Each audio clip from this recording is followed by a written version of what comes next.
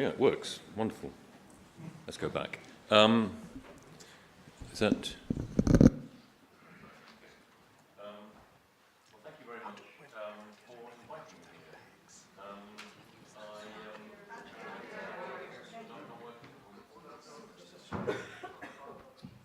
here. Oh, that's better. Well, thank you again for inviting me.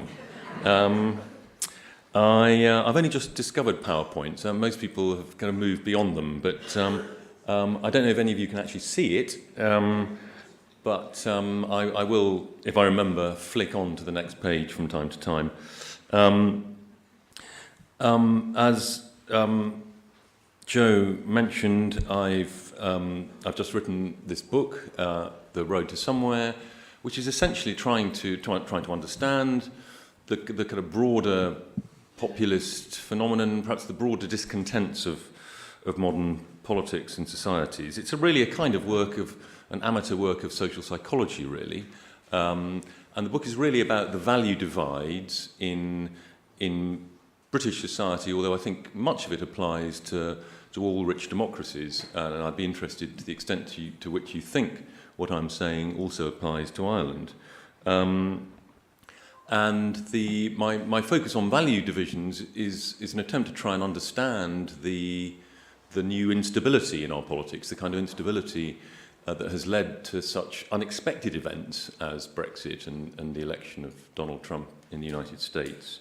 And it is possible to, as some people are starting to say, well, perhaps 2016 was just a particularly weird year in which these two unexpected events happened and we'll soon return to some kind of normality. I think that isn't the case. I think that these two events are, in a way, kind of useful signals, perhaps even kind of warning signals about deeper changes happening in our societies that we need to respond to.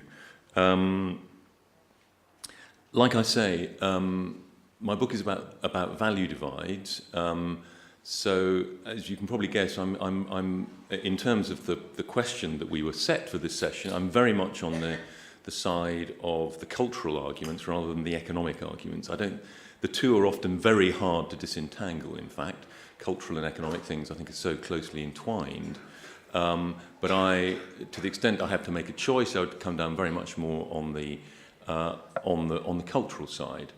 And I've invented, to give my reasons why, I've invented a kind of schema for the big value blocks in British society. And I talk about the people from anywhere, the people from anywhere, who are a big group, 20-25% of the population. We're not just talking about small metropolitan elites. I mean, when I think of an elite, I think of, 2-3% of the population. The anywheres are a very large block in our society now. Who do I mean by the anywheres? The anywheres are the highly educated and mobile. This is a particularly important combination in the UK, partly because of residential universities. Almost everybody who goes to university still, the number is now declining actually as higher education has expanded, but still about 80% of people who go to university in the UK go to residential universities. That's enormously important. It means they leave their hometown, their networks, their friends from school, and they join a completely different set of people, completely different networks. The other factor that makes the combination between education and mobility so important in the UK is London, the London factor, the fact that so many people who are particularly pursuing upper professional careers in the British system will invariably spend several years in London doing so. So anywhere people, and obviously I'm generalising enormously, anywhere people tend to value the kinds of things that you would expect people who are educated and mobile to value. They value openness, autonomy. Oh my God, I forgot to move on. There they are. Autonomy, openness, fluidity. They can, generally speaking, surf social change happily. They partly because they've been used to moving, and they tend, for the same reason, they also tend not to have. They tend not to be very rooted. They tend not to have very strong group attachments. So let me just park them. So you've got the anywheres, 20-25% of the population.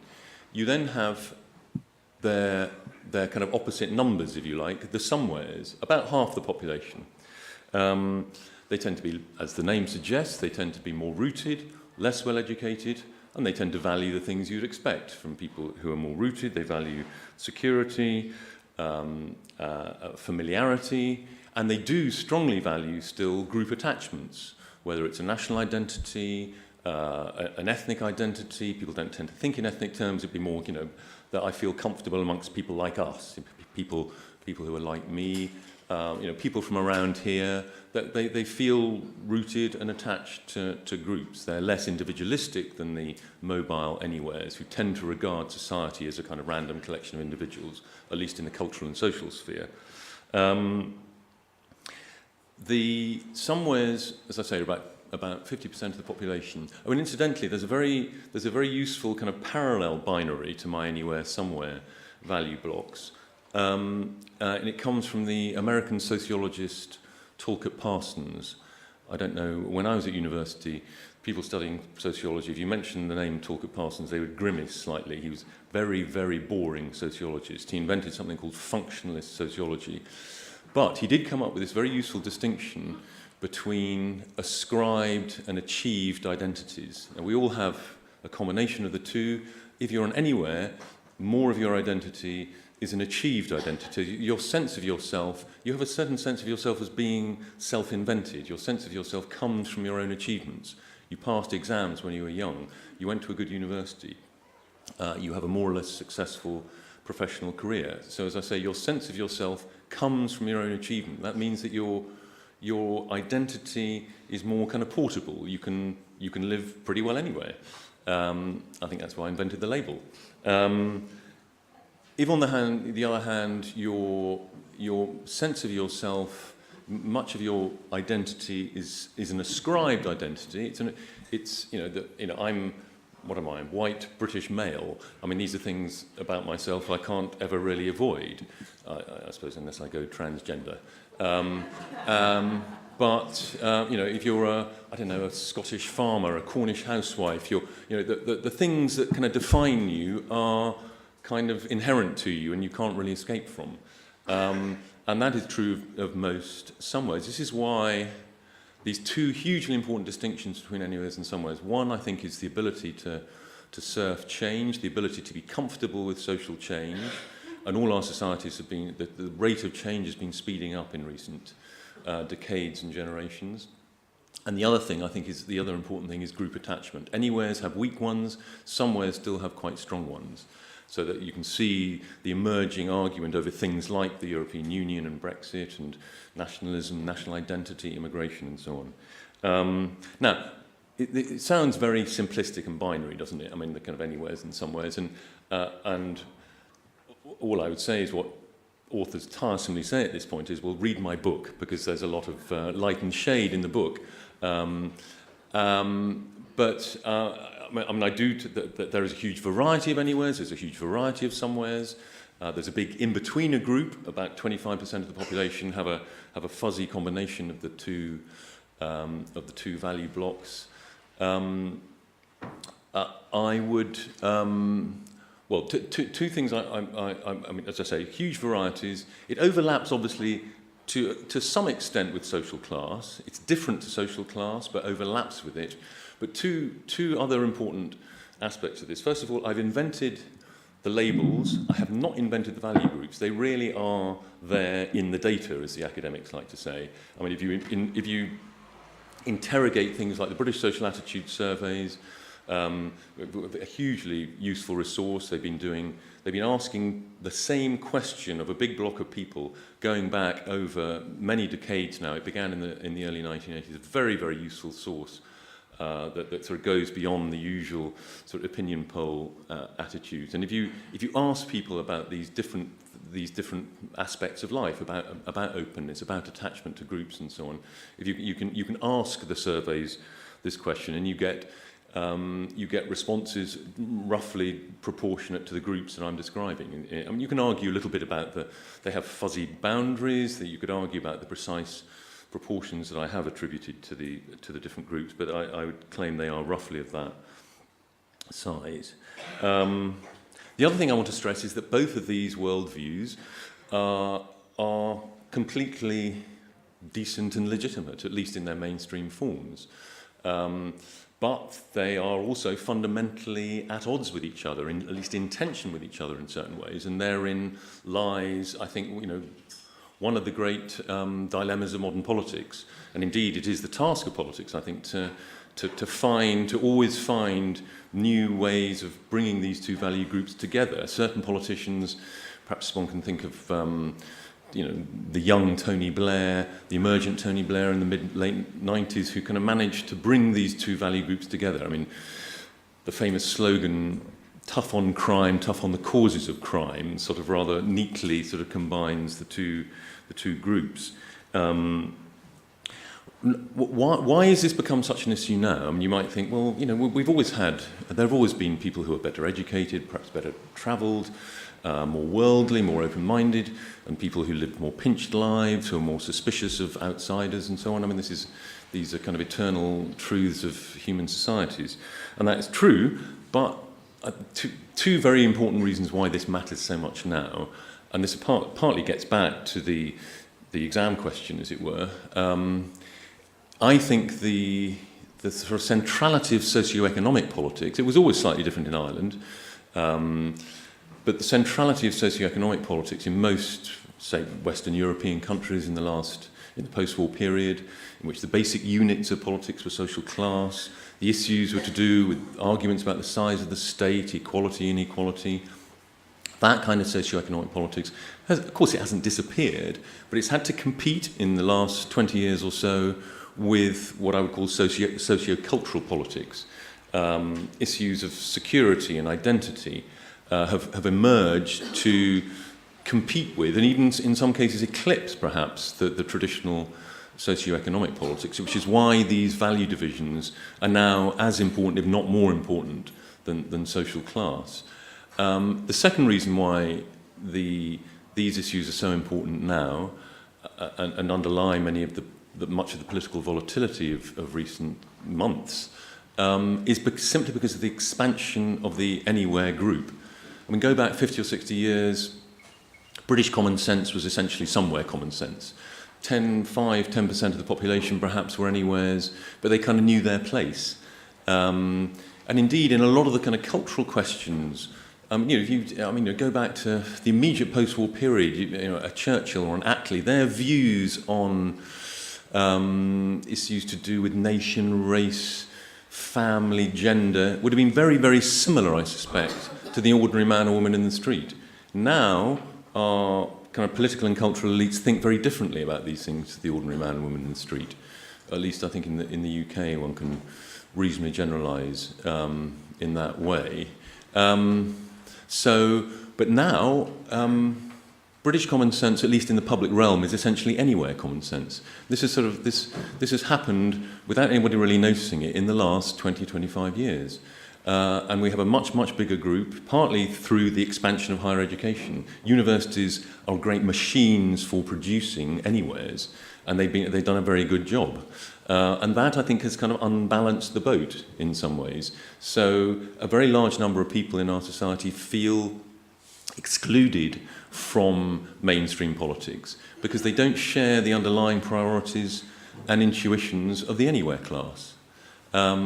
And I don't think they're bad people. Indeed, the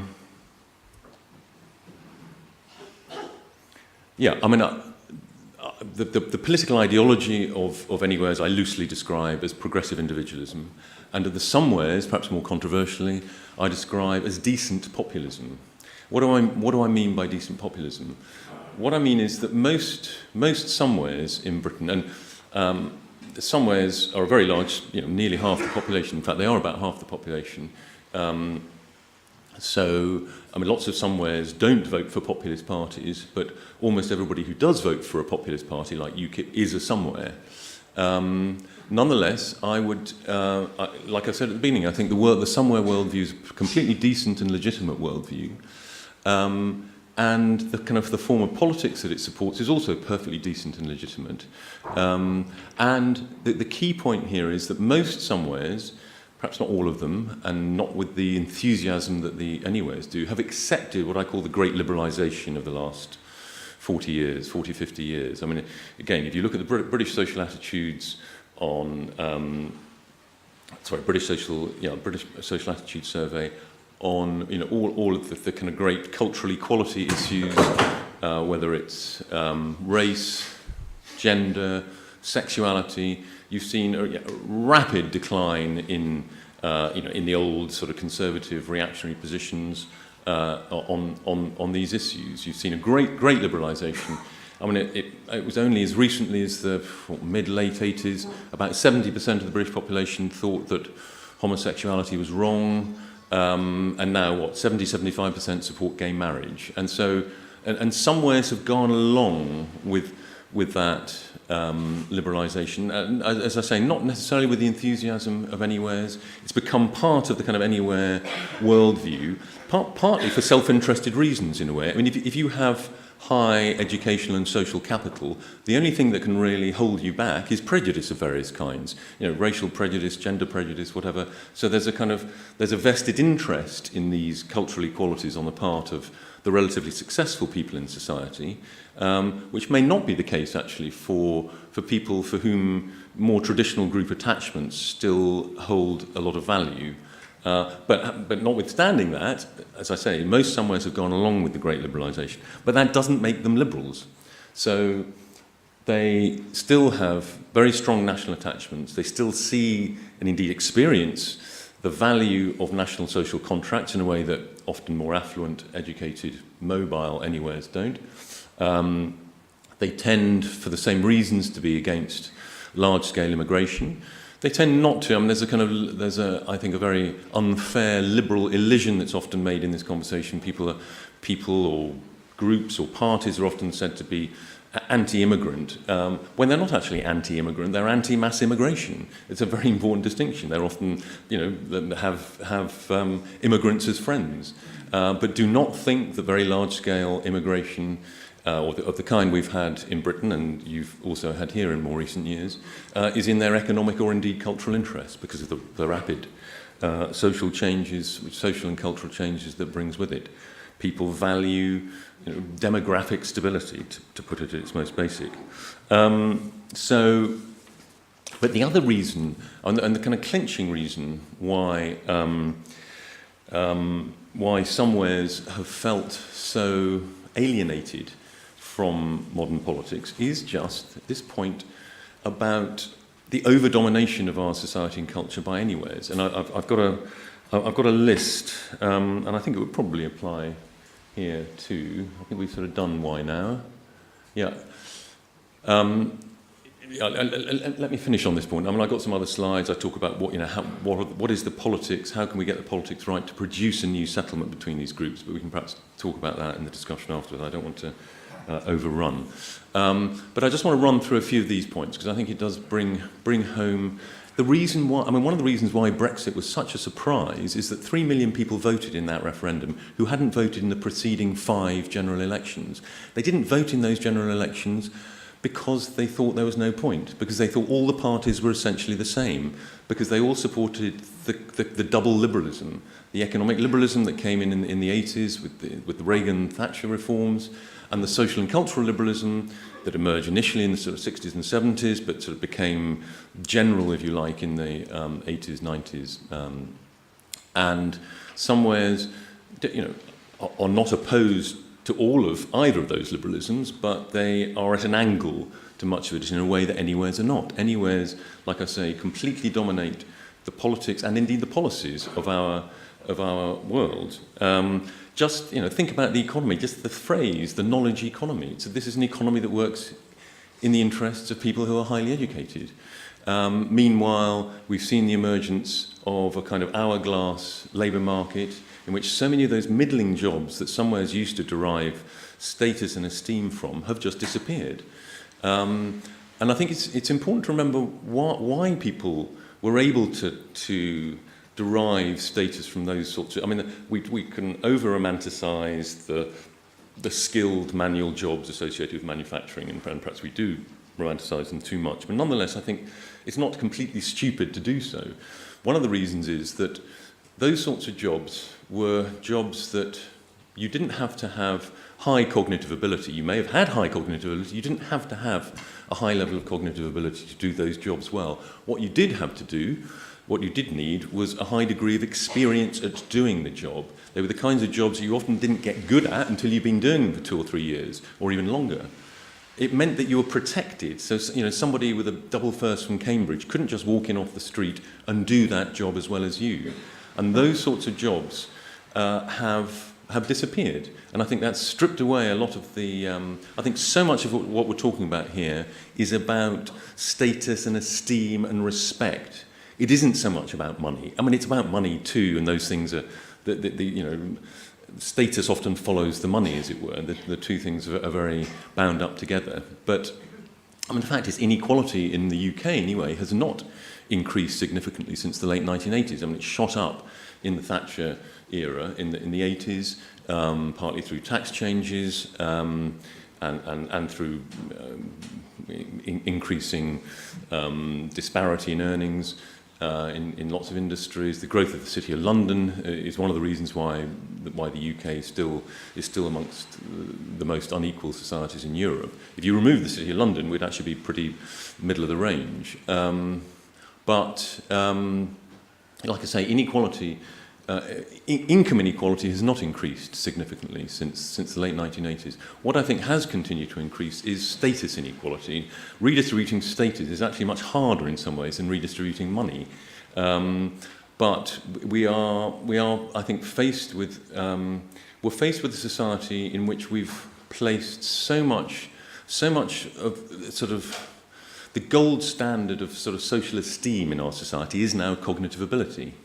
And, obviously there are other qualities, moral standing, character, experience that matter, but you just have to kind of list them, and they do sound a bit Victorian.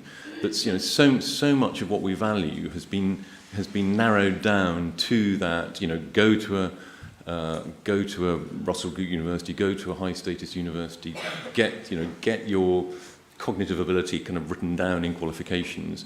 And those, like I say, those middling jobs, I reckon about 85% of jobs in Britain now, you either need a university degree for, or you can learn how to do it in about half an hour. And it's those middling, the jobs that gave, people with middling ability, like most of us have middling ability. 50% of the population are always by definition in the bottom half of the cognitive ability spectrum. And life for those people may have materially continued to get better, generally, at least until 2008, over recent decades. But in many ways, non-material life has got worse. Particularly if you come from an industrial culture in the north of England, your world has changed beyond description. And the things that you knew, the things that gave you place in our society, people often say, liberals often say, well, why are those people up north complaining about immigration? There aren't any immigrants in Barnsley. Well, that is true. But Barnsley, not very long ago, was at the centre of the South Yorkshire coalfield, which was part of, of this great, European coalfield. And the people who came there had a place in the British story, and they lost that place, and they see that place partly taken by the great metropolitan centres that are full of people from outside the country, at least people whose parents or grandparents came from outside the country. And like I said, I don't think they necessarily resent the individuals, but they resent their displacement in the national story, and with some justice. Yeah, just a couple more points on the list, and then I'll shut up and sit down. I've already talked about the expansion of higher education, and particularly in the UK, we've had this historic problem of the relative neglect of technical and vocational education. Decent apprenticeships and so on, and we're now doing yet another sort of handbrake turn on this. We're trying to readjust the system to I'll believe it when I see it. The economic openness. Freedom of movement. Just freedom of movement. It works wonderfully for anywheres. If you're a North London lawyer, your city law firm has offices in Berlin and Amsterdam and Madrid. and you go and work in Berlin for 2 or 3 years without the bother of having to get a work permit. I mean, it's sort of wonderful, and it expands your horizons, it's great. If you work in food manufacturing in the UK, it's our biggest manufacturing sector, employs 400,000 people, 120,000 of those people come from Central and Eastern Europe, just since 2004. So you may have absolutely nothing against the Poles and Slovakians who may be working in the same fish finger factory as you in Hull, but it's quite difficult to argue that they've improved your life. They will have had downward pressure on your wages, you'll be competing for them, for social housing and public services with them. This has not improved your life. Family policy, controversial area, but I would say, much of family policy has been about making it easier to spend less time in families, actually. The family as a support and as a way of men and women combining together to bring up children together has become much weaker, at least in the UK, and the story here may be somewhat different. I think there has been a kind of bias against, anyways, tend to be public realm people. Somewheres are often rather private realm people. And if you look at so many of our current social problems, like the social care crisis, this obviously comes partly from the reduced level of family obligation that people feel to each other. If you think of the housing crisis even, is partly because so many relationships break up, and so you need more households to cater for that. A couple more. Technocratic state. So many things have been taken out of the democratic conflict in the last 20-25. So I hadn't really kind of noticed this until I sat down and wrote the book. You go back to 97, the Bank of England becomes independent. We've had a huge increase in judicial activism, Human Rights Act, and a lot of the judicial activism around that. Then obviously there's been all of the legislation from the European Union that again it bypasses Parliament, bypasses the sort of sovereign democratic body. Now, you might argue about the rights and wrongs of any of those things. I mean, I think some of those things are obviously perfectly sensible, but you can bet your bottom dollar when anything is taken out of the democratic contest and decided, by supposedly independent experts, it will be decided according to anywhere priorities and intuitions. I defy you to come up with a single example that contests that. My final point,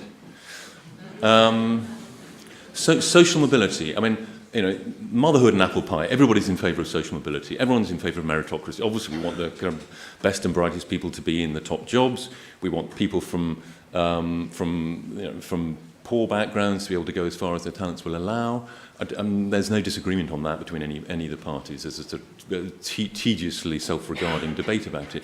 But too much of the debate about social mobility, I think, both disregards the kind of Michael Young rise of the meritocracy.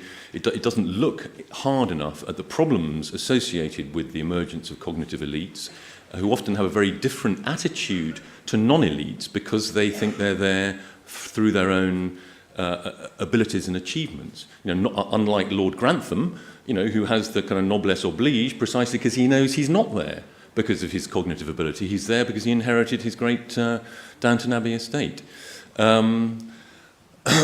with his nice Sinn Féin chauffeur.